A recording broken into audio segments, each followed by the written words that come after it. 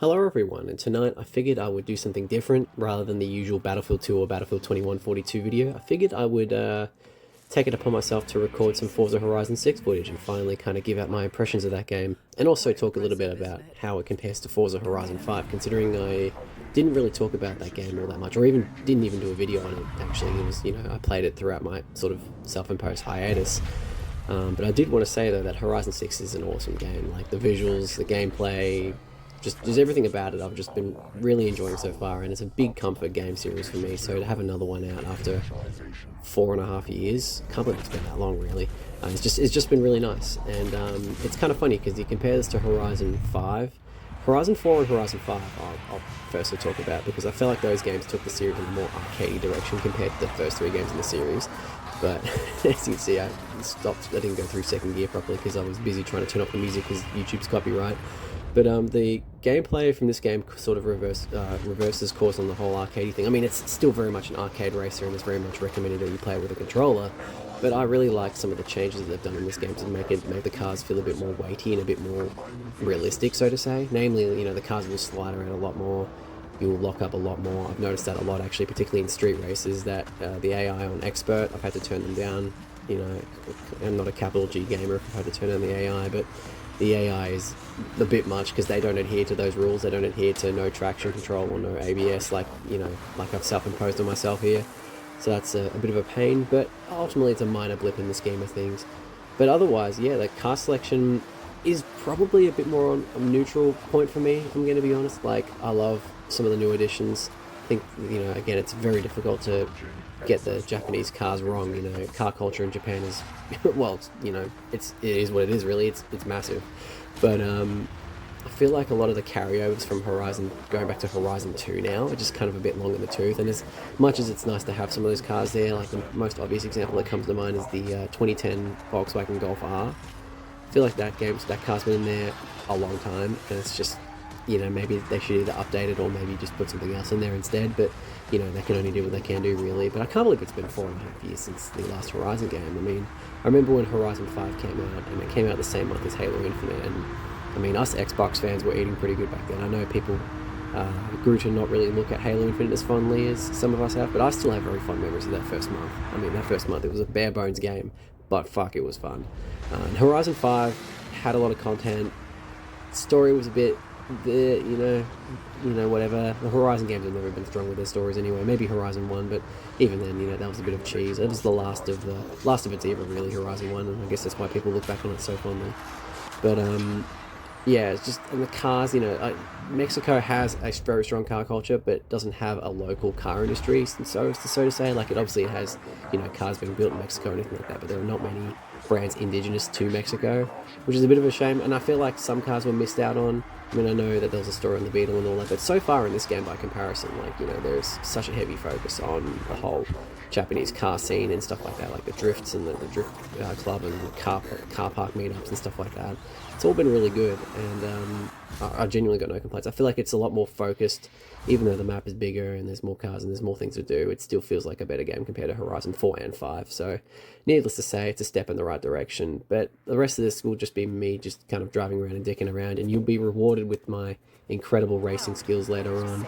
But I just wanted to drive through the center of Tokyo because I do love the city in this game. I think the city is, I mean, the city in Forza Horizon 5 was awesome, and I loved that city, but it wasn't really great for racing. It was great to drive through and great to have like convoys through, but it wasn't like, it had one good race layout, and that was about it.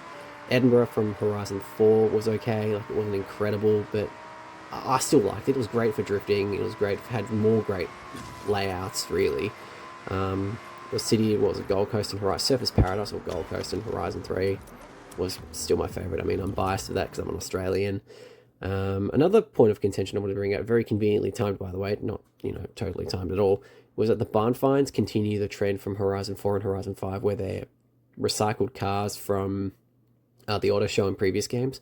And I mean, I get it, you know, it thematically fits with this game. You know, they have the NSXR GT, as you're about to see here, as a hidden barn find somewhere, but like it was in Horizon 4 and it was in Horizon 5. I think it was in Horizon 4, I don't remember, but it definitely was in Horizon 5. And it was just a little bit disappointing to just kind of have that car back there again. It's like, wow, you know, you had this car, and I drove this car a lot because I love the Honda NSX first gens. It's one of my favorite vehicles of all time.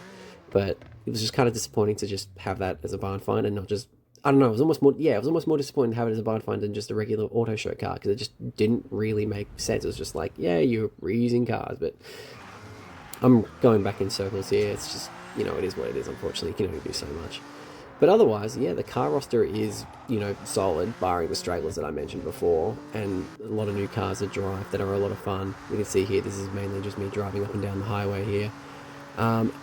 And again, the map is sublime. I think this map is fantastic, really. I know some of the roads are too wide, but people will complain about anything these days. They aren't even that bad in the scheme of things. I feel like some of the roads in Forza Horizon 4 and Horizon 5 were worse than this. They've actually done a pretty good job here, and I think people just won't like to complain about too much, really.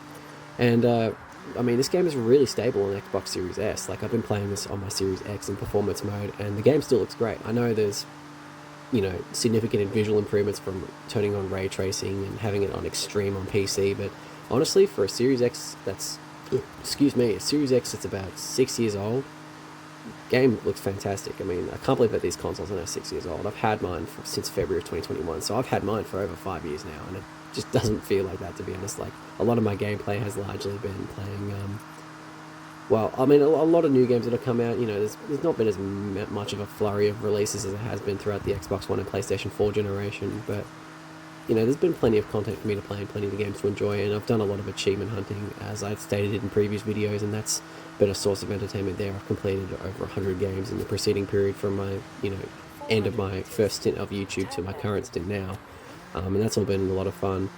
And I love the highway system in this game too. It is, I think it's the largest. I don't know, you had that one really huge straight in Mexico, but you didn't have the extensive highway network that this game has, and I think that's awesome. I was going to start the event, but I totally forgot that there are a buttload of collectibles, a fuckload of collectibles in this game. Almost too many again, but I guess it encourages you to explore the map. I don't know how to feel about it, to be honest. It's just, yeah, more busy work. But I had to buy a new car, and I picked the Lancer because, as much as the Subaru is a pretty cool car, and look, the engine, the flat 4, boxer 4, I guess they're the same thing, but they're kind of not. Whatever you want to call it, it's an awesome engine. It sounds great. It sounds like a, you know, a deep throbbing fart box sometimes, but it sounds great. I just love the Lancer a little bit more. I think the Lancer is a bit more of an underdog just because of how popular the Subaru Imprezas are. Like, you know, it's a standard inline 4. The car's built like a shitbox. The plastics are super rattly, and it looks super cheap in this game too. Like, the interiors are nailed in this game. The car detail is second to none in these games. But yes, particularly in the Lancer, the interiors are not anything special, and the cars have their, I think they have their quirks with their head gaskets. But goddamn it, I love these things. They're so weird and just bland, but weird.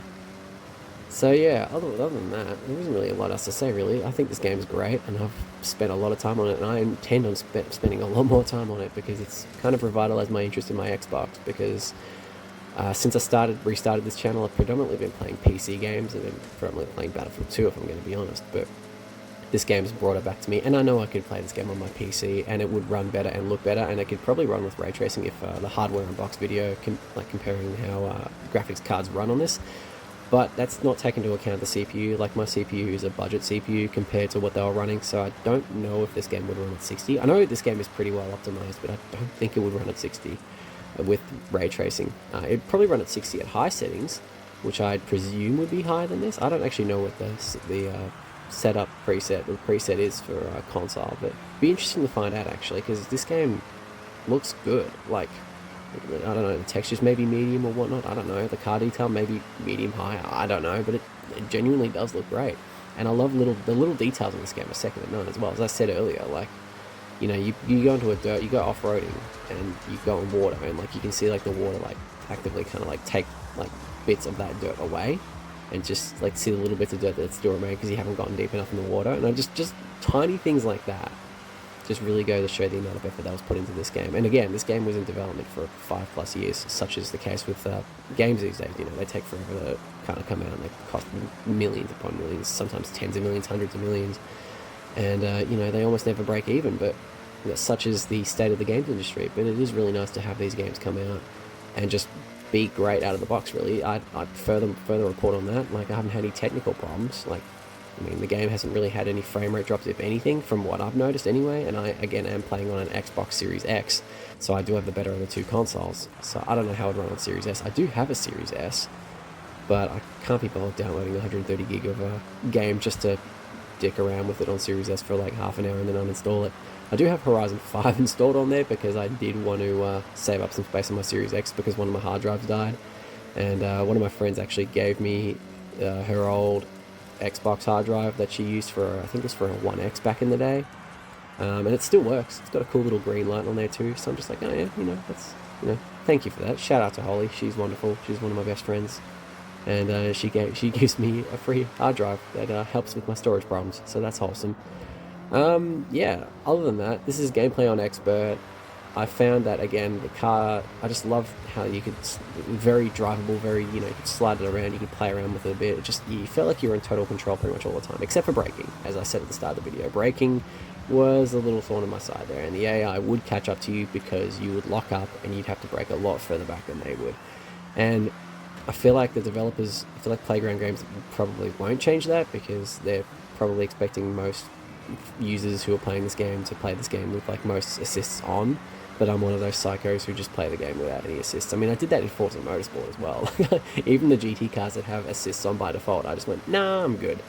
Which probably explained why I did pretty poorly in a lot of those online races in Forza Motorsport. I feel like doing videos on that would have been a lot of fun. I did do a few on Forza Motorsport 7, but you know, I wasn't interested in doing videos. I was thinking about that, games that I could have done videos on during my hiatus. There was actually a couple of times where I recorded footage and thought, shit, that'd be really cool to do a video on. And one of those games was Exoprimal, and I adored that game.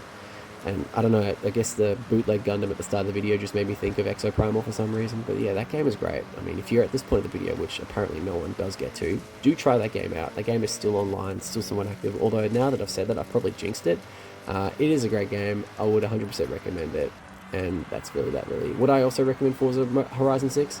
Absolutely. The game is fantastic. It takes about 130 gig at the moment. It'll probably balloon over the years, but I still think the amount of time you'll get out of it will be worth the price of admission and the storage space taken up on your hard drive, on your Xbox, or on your PC.